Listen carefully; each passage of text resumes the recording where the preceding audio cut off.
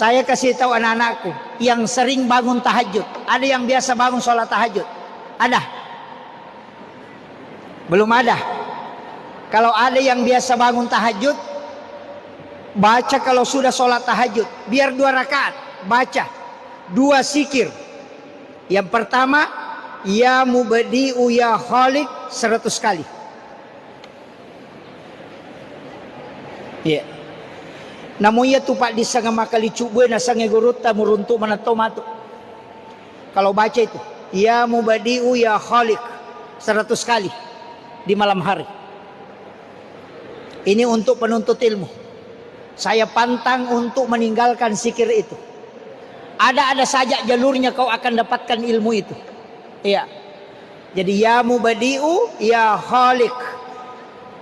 Iya, itu 100. Cukup dibaca aja. Ya mubadi'u ya khaliq, ya mubadi'u ya khaliq 100 kali setiap malam. Kau akan rasakan manfaatnya itu. Iya. Seakan-akan dibimbing itu. Yang kedua, ada juga zikir itu dipasangkan, jangan tinggalkan. Ya jamilu. Ya jamilu, ya jamilu, ya jamilu, ya jamilu. Kenapa? Siapa yang mengamalkan ya jamilu 100 kali setiap malam, ini pesannya Sayyid Abdul Malik Al-Maliki. Agana pesangan, nigi-nigi bacai ya jamilu 100 kali setiap malam. Bagi orang yang menuntut ilmu, maka Allah akan memberikan ilmu laduni. Ya, ilmu laduni itu adalah ilmu yang langsung dari Allah. Ketika kita menghadapi sesuatu yang susah, itu ada pertolongan, langsung bisa turun. Itu ilmu laduni. Makanya ini ya jamilu ini membuka pintu-pintu ilmu laduni. Ini anak-anakku supaya kan sekarang berat. Kita tantangan sekarang. Makanya ya mau 2 weh. Saya minta jangan ditinggalkan anakku ini. Ya. Ya mubadi'u ya khaliq. Yang kedua ya jamilu untuk anak yang menuntut ilmu. 2 zikir ini jangan tinggalkan. Iya kau demu baca kau bangun tengah malam, jangan tengah malam. Baca sesudah sholat isya. Kalau sudah sholat isya baca itu. Atau sebelum sholat subuh. Kalau tidak bangun tahajud, sebelum sholat subuh baca itu. Saya kasih tahu 40 hari jangan terputus. Kalau nanti sampai 40 hari kau akan rasakan sendiri. Mulai belajar itu tidak butuh waktu lama. Iya. Biasa mak guru ki maket tanapai paham. Iya. Susah baru mengerti apa maksudnya. Kalau engkau amalkan ini insya Allah itu dibukakan. Itu seakan-akan ada yang membimbing secara langsung. Kayaknya yang tidak bangun tahajud ya, kalau bangun sholat tahajud itu yang lebih bagus. Pas selesai sholat tahajud baca itu. Iya. Yang 100 itu. Langsung kalau yang bangun tahajud. Kalau tidak sudah sholat isya atau sebelum sholat subuh. Iya. Itu kuncinya. Iya. Selain itu zikir yang tidak boleh kurang adalah sholawat. Iya. Jangan kurang sholawatnya anak-anakku. Orang yang menuntut ilmu itu harus banyak sholawat. Harus menempel ke Rasulullah. Iya. Harus banyak menempel kepada sumber ilmu. Nabi itu adalah sumbernya cahaya. Dan cahaya adalah di situ lahir semua ilmu. Maka kalau orang bicara ilmu apapun pasti membicarakan Rasulullah. Mau bicara matematika pasti kembali ke Rasul. Mau bicara fisika pasti kembali ke Nabi. Mau bicara Al-Quran kembali ke Rasulullah. Mau bicara apa tetap pasti kembali ke Nabi. Artinya apa? Induk segala ilmu adalah Rasulullah. Maka salawat adalah membuka pintu-pintu ilmu itu. Makanya kalau orang sekolah itu banyak baca salawat. Ya. Banyak kalau jalan sementara naik mobil atau naik motor, sekarang tidak ada. Saya dulu masih naik mobil PT-PT ke sini. Ya, masih naik mobil PT-PT dari Pinanong ke sini. Itu kita baca sholawat sementara di kendaraan. Ya, baca sholawat. Kalau mau belajar nak baca sholawat. Ya, baca sholawat aja. Biar tidak disuruh baca sholawat. Mau sholat itu juga disuruh baca sholawat. Kemudian saya masuk ke membumikan akhlak Rasulullah. Nabi sebenarnya itu begini, dikadar betul. Dia yatim sebelum dia lahir. Ketika dia lahir, tak lama kemudian ibunya juga meninggal. Pindah ke neneknya, neneknya juga meninggal. Jadi Rasulullah itu sebenarnya tidak dididik langsung oleh manusia, tapi memang Allah yang mendidik. Tapi apa hikmahnya anak-anakku? Yang saya ingin kasih tahu begini.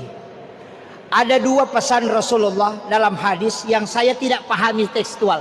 Dia pahami teksi. Aga nomor sidi. Ajari anakmu memanah. Ini. Ajari memanah. Saya tidak pahami tekstual ini nanti hadis. Yang kedua, ajari anak-anakmu berenang. Iro nabita padang pasir nonroy. Dia agak salo ko Makkah. Ko Madinah dia itu kasalo. Tapi nasuroy arai pak guru anak nanangi. Kira-kira kenroy nangi. itu kalau logika sederhananya dulu. Dia agak salo padang pasir misi babulu nai suruh nangi. Peko dikira-kira. Artinya itu ada dua maknanya. Bisa dimaknai tekstual. Tumpu kulu. Maka dapat guru nange okowae amakiro. Yang kedua bisa maknanya. Apa makna berenang? Berenang itu alena makuraga tanpa minta pertolongan orang lain. Jadi pak guru anakmu berusaha sendiri aja naiko nonroy sandre. Biarkan dia berhasil dengan usahanya sendiri. Iya. Biarkan berhasil dengan usahanya sendiri. Pak Mega atau Makokoa Indo nami marah kangi, ambo na marah kangi. Kalau saya jangan. Pesangnya lena maculangnya lena. Tapi tetap dibimbing. Ken rekomelo masikola nak piteni. Aja nadi jalokan kado kokotama. Biarkan dia berusaha berenang sendiri. Pesangin na alena nangi. Iya, aja nadi Pak Guru pesangi. Ya kopura ilabu, tokomotu pemang. Begitu. Itu kuncinya. Saya pahami secara konteks. Yang kedua, Pak Guru anakmu memanah. Ia tu mapanay pa apa agagay sana. Nomor sidi ditarik. Itu fisik. Berarti latih fisiknya anakmu. Apa dena mungkin anak panai terlontar jauh kalau tidak ditarik. Berarti fisiknya anak jolo ilati. Nanya anak emak kokoy fisiknya mulai lemah. Iya. Dena pade di desa loki galunge loki darah loki mage makopade. Maka memang sebenarnya sekolah perlu juga menggalakkan olahraga. Tidak bisa kalau tidak. Sama magai, ia nama lemah PCE, palasangnya nanae. Ia nama palasangan nanae, semuanya lemah. Lemah keturunannya kita, lemah. Pokoknya malam manang. Ia nade nama kanja olahraga na tahu. Saya bisa keliling ceramah Pak, tidak ada istirahat. Kadang 21 hari tidak istirahat.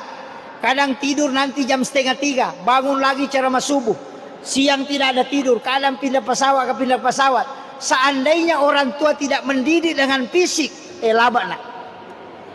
Ya biasa ya masih sekolah deh paulo sekolahnya na jaji jama-jamaku. Lisari weda ronge matu, ane matu. Deh patola sekolahnya. Ya pun anak emak koko dia gagah. Dan itulah yang melatih fisik. Iya. Di pesantren fisik lagi terlatih. Jalan kaki bolak-balik. Ketika pulang tidak naik kendaraan. Jadi itu fisik perlu. Maka anak-anak sebenarnya ini, kenapa orang Jepang tidak boleh anak sekolah naik mobil? Harus naik sepeda. Itu karena melatih fisik. Yang kedua di Jepang tidak boleh tasnya dibawakan oleh orang tua, anak TK. Ya anak TK dia nawat di tomaton wicangan kita sakna anak-anak. Kapan orang tua didapati membawakan tasnya anaknya, maka orang tua itu akan didenda. Iya. Itu nanae talima tasana, onro bepana, onro bona. Sekaligus itu untuk pelindung ketika gempa bumi. Makanya tasnya Jepang itu pelindung kepalanya. Jadi ya kok gempa tak pernah tongko kang ulu. Makanya mahal. Harganya itu 4 juta tasnya itu satu. Saya ketika ke Jepang ceramah, saya mau beli satu itu. Maka mereka melici di tas anaknya, tas anak SD. Ternyata itu harganya 4 juta, padahal itu tas bekas. Bekas dijual di cakar, itu harganya 4 juta. Mencaji dia beli nih. 4.000 yen. Bayangkan 4.000 yen itu 4 juta. Magai ternyata itu pelindung. Jadi dia kena tepai batu dia namari gagah. Itu saking kuatnya itu. Tapi itu tidak boleh dan itu berat. Hampir 5 kilo. Jadi dia nawak dingi bawang. Itu melatih fisik. Nana emak kokoa lega. Anak TK Indo na bicangi tasana. Itat dungi. Tay pendre otoy mangase. Onroto na de panabosi na bolokang. Napai malu bolokan nih. Ini penting. Fisik ini anak-anak olahraga harus kuat. Anak-anakku olahraga yang paling utama sebenarnya pada usia-usia begini. Makanya Jepang itu naik sepeda. Dia migage dia kok kampot peraturannya rumah kana mas sepeda. Maprotes mana kok makanya mas sepeda lah sekolahnya. Padahal memang fisiknya harus dibentuk. Apalagi kalau anak pesantren. Kebanyakan duduk belajar. Ia anak make pak selesai sekolah rewak mopa. Ia anak pesantrennya kebanyakan duduk. Makanya memang harus visi ini harus dilatih betul. Kemudian agak nasurangan nabita. Mega toto dia napigau iya. Sesekali berjalan kaki jangan menggunakan alas kaki. Iya. Jadi aku ya tuh dari malala dari dewa wasanala. Karena itu adalah terapi kesehatan. Nah sebabnya tuh kepala kaji komanang itu sebenarnya monro pusat saraf kita. Nah ini penting. Kemudian yang kedua nak, tadi saya mengatakan taksim kepada gurumu. Yang kedua, taksim kepada orang tuamu. Ajak lalu membeli tomo-tomo ke masih sekolah ko. Dia mulai madeceng. Jangan bohongi orang tua. Pantang membohongi orang tua kalau sekolah.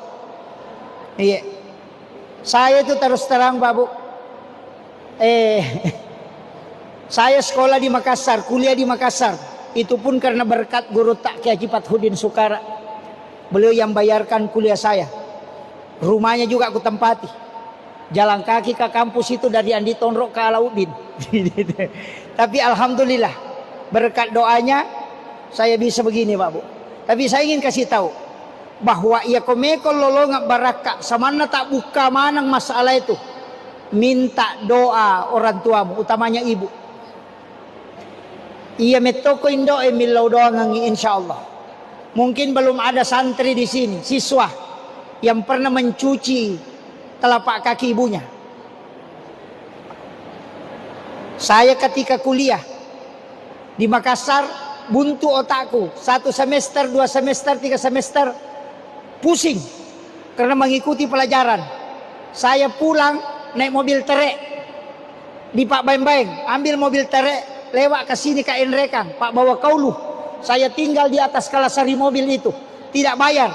Jadi subuh-subuh saya ke Pak Baeng-Baeng. Apa yang terjadi Bapak sekali? Saya naik mobil itu, tiba pagi di sini, di sadene jambatannya, tamat-tatagatungnya. Saya jalan kaki itu ke Penanong. Jalan kaki itu ke Penanong lebih 10 kilo. Saya tiba itu sekitar jam 9 pagi. Hanya pergi mencuci telapak kaki ibu, baru saya ambil airnya, kemudian saya jalan kaki lagi pulang ke sini. Tunggu mobil dari Enrekang itu malam, baru saya ikut lagi ke Makassar, bongkar kaulu di Pak Baeng-Baeng. Itu hanya mengambil air telapak kaki ibu. Kemudian saya minta doanya, saya tidak minta uang, hanya minta doanya untuk ikut ujian semester pada waktu itu. Apa yang terjadi? Itu seakan-akan semua dibukakan. Saya ketika buka buku, itu seakan ada yang membisik, ini besok yang masuk di ujian, ini nanti yang masuk di ujian. Sehingga saya bisa meraih predikat summa cum laude itu di UIN. Mengalahkan lebih dari hampir 2.000 mahasiswa. Tapi tidak pintar, cuma berkah doa. Ya alhamdulillah. Makanya saya nilai saya itu di kampus itu 4,0. Sampai selesai. Itu bisa itu karena saya mengatakan saya tidak pintar, tapi berakahnya ibu. Saya mengatakan ini karena mencuci air telapak kaki ibu. Saya katakan jarang orang bisa melakukan itu, tapi kalau mampu melakukan, kau akan lihat. Tapi dengan betul-betul minta ridhonya. Iya. Di sini anak-anakku mungkin berat, tapi saya tidak usah mengatakan kalau tidak mampu. Tidak usah mencuci telapak kaki ibumu. Cukup mengambil tangannya, cium. kemudian minta dia mendoakan kamu. Insya Allah semua kesusahan akan diangkat. Kenapa? Mengalahkan doanya wali. Ya kau wali milau doang, angkamu apa biasa halangi. Tapi ya kau tomo-tomo milau doang aku insya Allah. Makanya kalau mau ikut ujian nak, yang paling pertama yang kau harus minta doanya adalah ibumu. Insya Allah. Barakat tuh.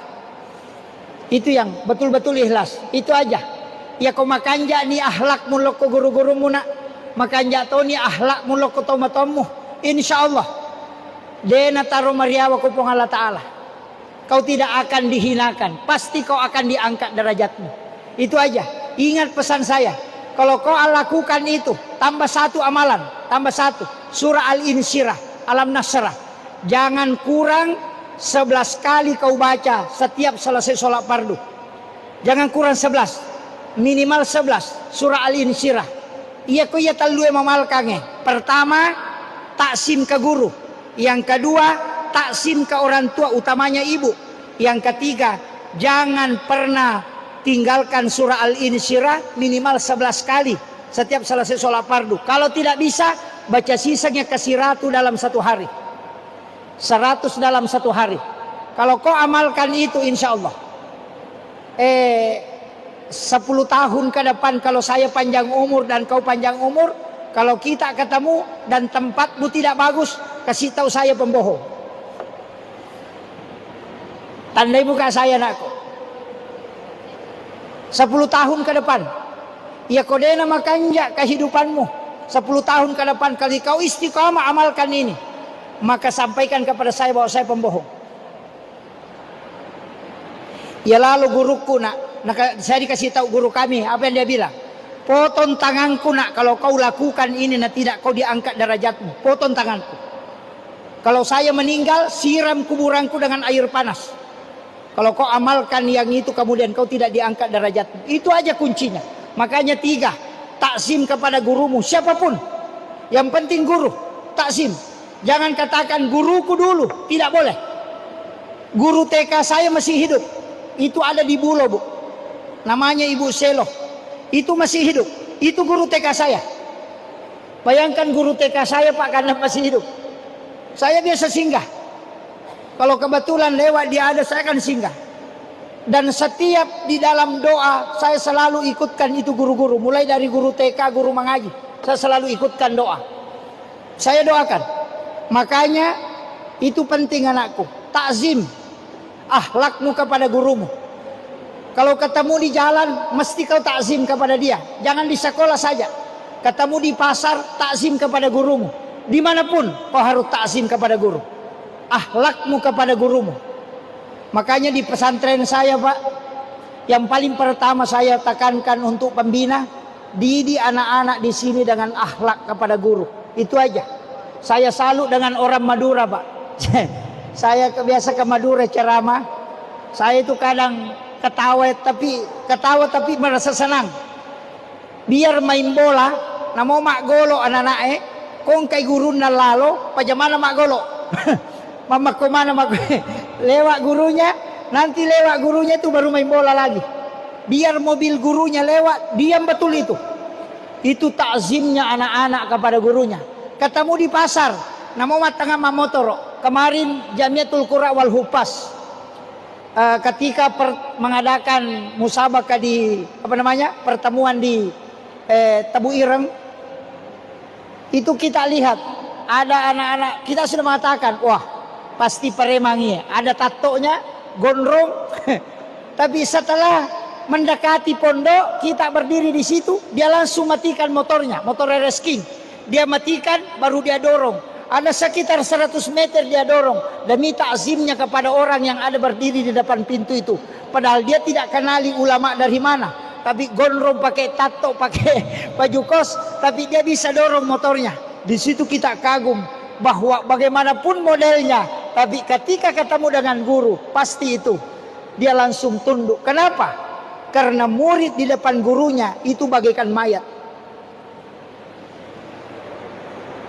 Makanya makanete polo pani nareko guru musuroko. Ini kuncinya anak-anakku. Dan di situ ji barakahnya nak. Iya, jangan coba-coba. Saya masih yakin Sampai hari ini anak-anakku yang di IMP ini luar biasa. Karena guru-guru yang mengajar saya dulu masih yang mengajar di sini. Makanya saya bilang itu tidak akan hilang. Ibu Bahi dulu yang saya kagumi betul. Iya. Saya itu takut sekali dulu sama Bu Bahi. Baru matanya begini sudah tidak bisa lewat di depan situ. Iya. Kita ini luar biasa, Pak. Tapi saya katakan, itu wasiat saya, nak. 3 itu ya, jangan tinggalkan. Taksim ke guru siapapun. Ibumu, kemudian surah Al-Insyirah. Guru tak Profesor Dr. Ki Haji Ali Yapi pernah berwasiat itu tentang itu. Surah Al-Insyirah ini surah hadiah. Pakai kalau baca sholat sunat, pakai itu. Baca surah Al-Insyirah kalau ketika sholat sunat, insya Allah itu keberkahan. Kemudian penutup, saya ingin sampaikan begini. Ini kan tantangan sekarang semakin besar. Anak-anakku sekolah, insya Allah hanya ada 2. Saya titip kiri kanan. Guru, kenapa saya tidak menerima santri banyak? Saya nanya ke bisa Kak Makutano atau Pandrita Pak Hakiki. Yang paling pokok sekarang dilakukan tirakat. Jadi untuk guru-guru termasuk saya, ini nasihat untuk saya. Utamanya di sholat subuh. Kalau bukan sholat subuh di sholat isya. Namun cik dimi waktu. Tapate haiwi murid tak. Karena sekarang sudah mulai terpisah batinnya anak-anak dengan kita. Mungkin karena keikhlasan yang kurang, atau mungkin karena banyak hal-hal yang sudah mengganggu. Tapi satu hal yang bisa menyambung ruhnya santri, ruhnya anak-anak dengan ruh kita adalah suratul Fatihah. Caranya ibaca, pesan guru kami, baca ila hadratin Nabil Mustafa sallallahu alaihi sayyidina Muhammadin. Baca ngjau Fatihah Nabi tak. Napai baca Fatihah guru-guru tak. Dari mana kita mengambil ilmu? Akadabani kulluhum masyahina wa masyahina. Sinina guruku dan dia guru-guru na guruku. Kemudian bacakan Fatihah. Setelah itu yang ketiga ini yang pokok. Wa ila ruh wa nafs wa jasad. Napa tinggal ramana sinina murita napa ta baca Fatihah cicemoh supaya dena lupaiki santrita supaya terkoneksi tilau dongangi nasaba iana terputus jiwanya ruhnya terputus ya ko Fatihah si sumpu moy namo maga batana nanae ya ko tomat bicara insyaallah nang kalingat tu tapi ya ko deni Fatihah na dena si sumpu ruwe na mopek ko bate pangajari mamakomoto kuyoloy ya ko tomade na matu na pigaw si zaman na. Tapi ketika ruh terkoneksi insyaallah iya penting sampaikan. Kemudian sering saya ceramahkan guru-guru jangan tinggalkan mandi 9. Ini yang pokok. Pemimpin jangan tinggalkan mandi 9. Ini mandinya para wali ya rodio asera jalalo tasalaim. Iya. Kalau anak-anak mau kita tidak istilahnya dia nak julek kaiki anak-anak, dia nak julek kaiki wijabijatta, dia nak lutak-lutak ki wijatta. Kemudian rumah tangga tidak sering cekcok, amalkan saja mandi 9. Itu mandi wali. Ya ko Jumai hari Jumat lakukan mandi 9. Jadi caranya itu mandi sempurna, diomoki. Ya ko suku ni selesai ajenne ki, selesai mak jenne alaki wae oko pasero napai baca ya Allahu ya Allahu ya Allahu napai waru pakai hidung baru siram kepala seakan-akan Allah yang menyiram kepala kita. Kemudian ambil air baca ya Rahman ya Rahman ya Rahman tiup pakai hidung baru siram sebelah kanan. Baru ya Rahim ya Rahim ya Rahim tiup pakai hidung siram sebelah kiri. Ulang sebanyak 3 kali. Ya Allahu ya Rahman ya Rahim. Ya Allahu ya Rahman ya Rahim. Ya Allahu ya Rahman ya Rahim. Maka disebut mandi 9 karena 9 kali. 3 di kepala, 3 sebelah kanan, 3 sebelah kiri. Baru pakaikan penutup. Ambil air terakhir, baca la ilaha illallah Muhammadur Rasulullah la haula wala quwata illa billah, baca 9 kali, baru tiup pakai hidung, baru baca kembali la ilaha illallah Muhammadur Rasulullah la haula wala quwata illa billah, la haula wala quwata illa billah, la haula wala quwata illa billah. Itu sudah selesai. Itu mandi 9. Ya koya tu na amal katawe, insyaallah anak-anak itu akan takzim ke gurunya. Iya. Dia nak cobi-cobikin anak. Kalau pemimpin itu paling pokok. Karena istilahnya guru tak mandi karamah. Yang kedua tidak akan kena santet. Kalau orang amalkan itu dia akan kena santet. Yang kedua jin tidak akan masuk ke dalam tubuh orang yang mandi 9. Itu barakah. Makanya saya sampaikan ini bukan untuk anak-anak, tapi untuk guru-guru. Para pemimpin amalkan mandi 9. Yang saya dapatkan sumber ulama yang mengajarkan mandi 9, yang pertama Kiai Hamid Pasuruan, termasuk Kiai Halil Bangkalan Madura. Yang ketiga Guru Sakumpul Martapura, Kiai Haji Muhammad Sain Abdul Ghani. Itu semua mengajarkan tentang mandi 9. Karena mandi ini ya kena amalkan kita we kau sel binengan, insyaallah dia nasarak binena. Ia kau tahu matom mamalkangi degaga anak-anak barani bali-bali. Ketika guru yang mengamalkan tidak ada murid-muridnya wad dicobi-cobi itu tahu. Kemudian ketika pemimpin yang mengamalkan ia kau mak bicara degaga mulai polo bicarana yolona. Itulah yang disebut dengan mandi karamah, dan jin tidak akan masuk ke dalam tubuh orang yang mengamalkan mandi 9. Termasuk ilmu santet itu tidak akan masuk. Itu pesan guru-guru dan para wali ketika mengamalkan mandi 9. Akhirul kalam, wallahul muwaffiq ila aqwamit thariq. Assalamualaikum warahmatullahi wabarakatuh.